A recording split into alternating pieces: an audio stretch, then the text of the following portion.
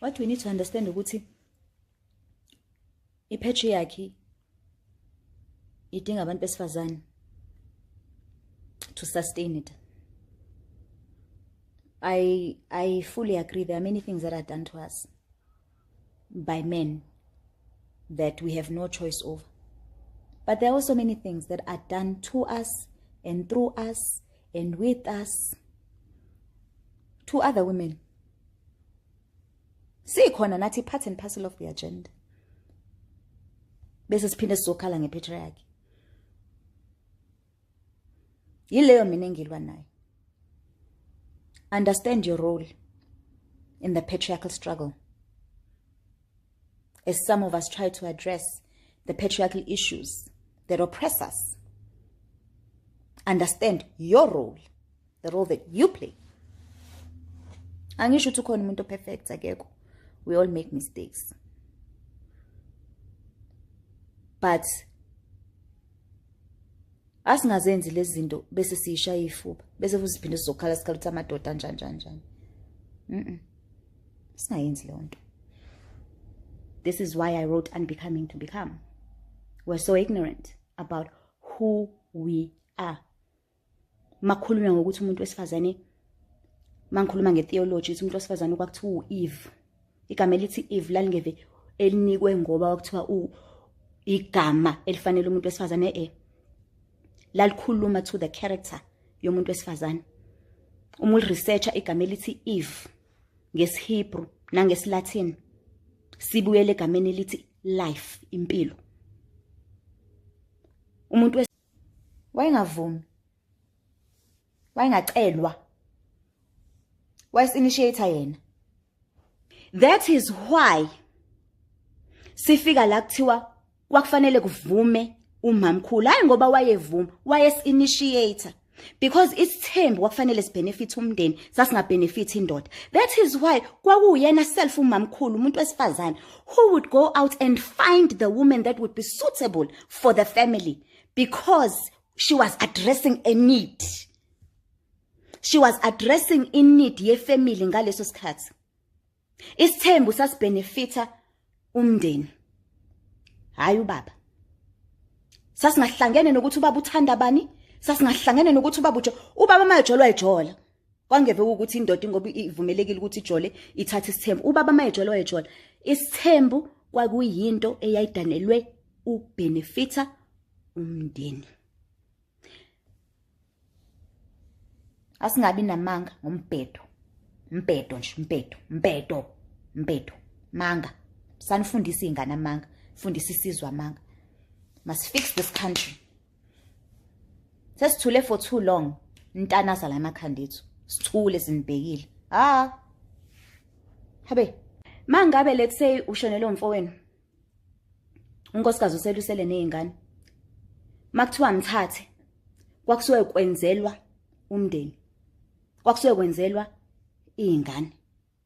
Mangabe umamkhulu, your first wife, ebuka ukuthi kunedingo ekufanele ukuthi ifezeke la ekhaya, but mina ngeke ngize ngikwazi ukuthi ngiyifeze, bengicela ukuthi ngitholele unkosikazi ozokwazi ukuthi akufezele lezi idingo ezidingakalayo la ekhaya. Bese ke yena yahamba yokufunela unkosikazi ozoba suitable owayefuna uyena. So lesi sithembe sesenziwa namanje bese kuthiwa bengazi ukujolwa ngazi ashaqinga usemalanga ngabe ubani bese kuyalethwa lana uwendeni umamkhulu fanele avume. Angiyazi mina leyo nto.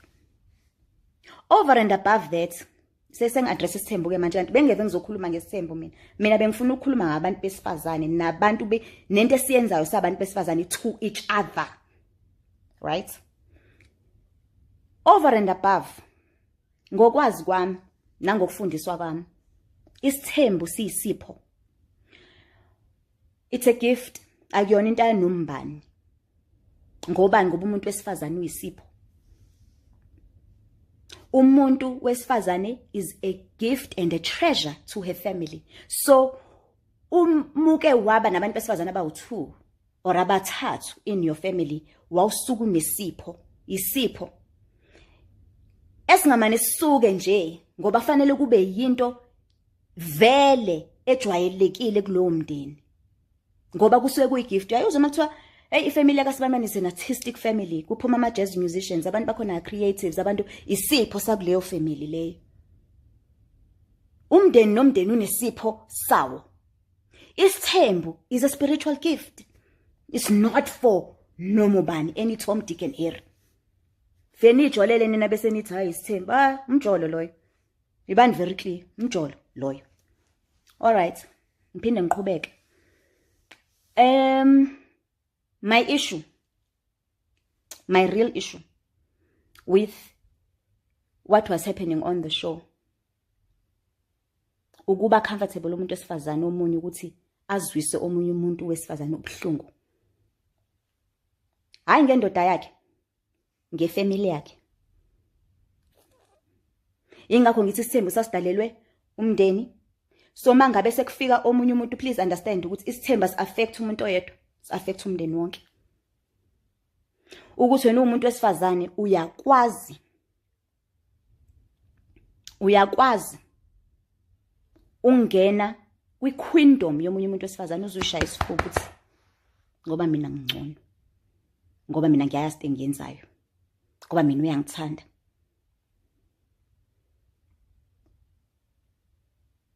Abantu abaningi bajwayele ukuthi ipatriarchy, ipower yamadoda that men manipulate to control women. I always say I beg to differ.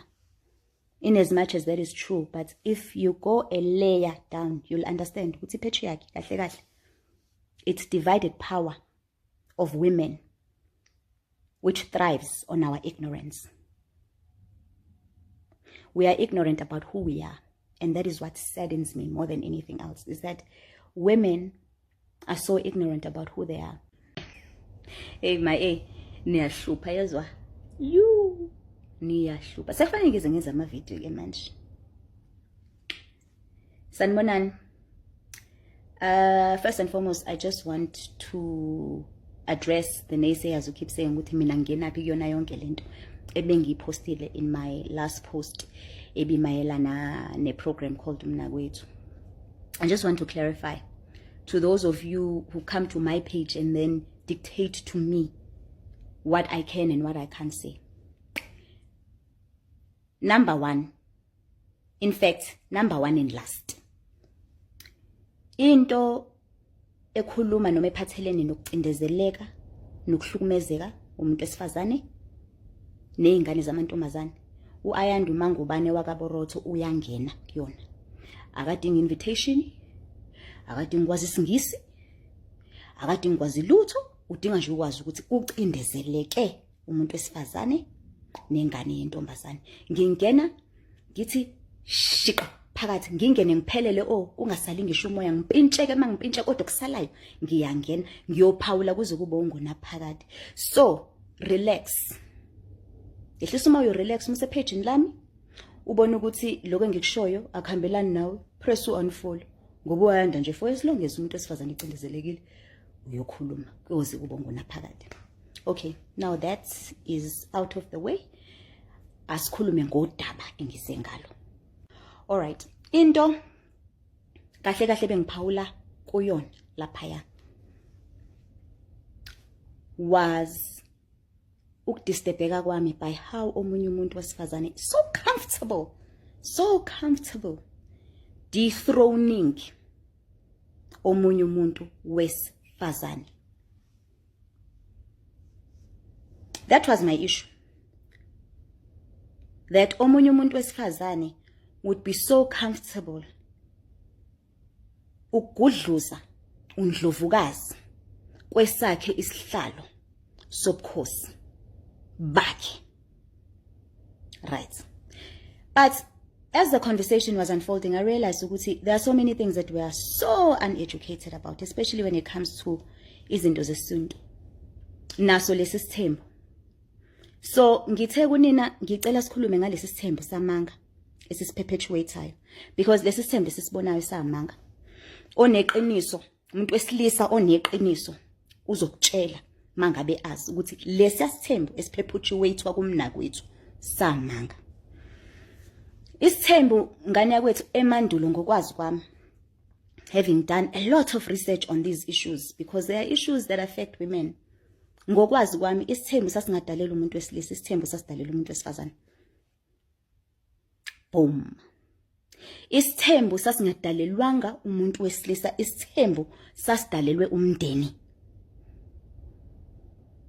Lesi sithembu esesihamba nezinkanuko nomjolo, because inkanuko, you are lasting over women, then you cheat and then you bring this other woman ubusuthi umamncane ucela ukumletha, uzocela bese nithi i-choice kamamkhulu. Ayikho lonto, ayikho lonto, akusiyi choice leyo kamamkhulu. Isithembu sasingenziwa kanjena emandulo. Let's be very clear, she did not choose. Wayinganikwa choice. She initiated power. Ipower yokuthi kube nesithembu la ekhaya, la ilele naye, yayikuyena. Waye initiator ukuthi sidinga omunye unkosikazi la ekhaya. Sidinga omunye umuntu wesifazane la ekhaya. Not even so much unkosikazi, umuntu wesifazane la ekhaya. Asibe clear nje kuleyo. Benilonisa ngazi i-choice vele fanele avume wo. Hello Mzansi, welcome to Umgosi waseMzansi. Actress Ayanda Burotho ukhuluma ngendzaba yesithembu, uthi isithembu akudala bekuyinto yokwakha umndeni, yokuvusa umndeni, yokukhulisa umndeni. People were taking isithembu for my reasons, la valid, la vakalako. Futhi indoda beyingabuyi nemfati vele ithi mina sengifuna ukuthatha isithembu, bekhamba kuye emaka yobuka umfati lobona ngazuthi ufanele ukuthi angaba la khaya, avuse emuzi wala khaya, angede emuzi wala ekhaya. Bekungaveli kuyihambe indoda nje ichamuke seyikubuyela nemfati seyithi mina lona ngifuna kumthatha abe mnakwenu bese nawe-ke uyavunyiswa. Cha, bekungenzeki njalo, but ikhethela wena umuntu lofuna yena lombona ngazuthi usuitable for ukukhulisa loyo muzi loyo. Uthi nje namadoda ngelo they are using bantombatane, they are using bafati for ma reasons la bedzako, for bungwaba bani, for ukuthi njena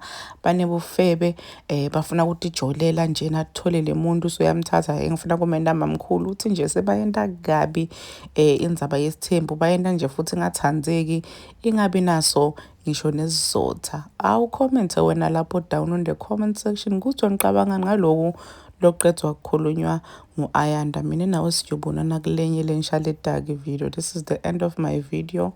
I'm signing out. Goodbye.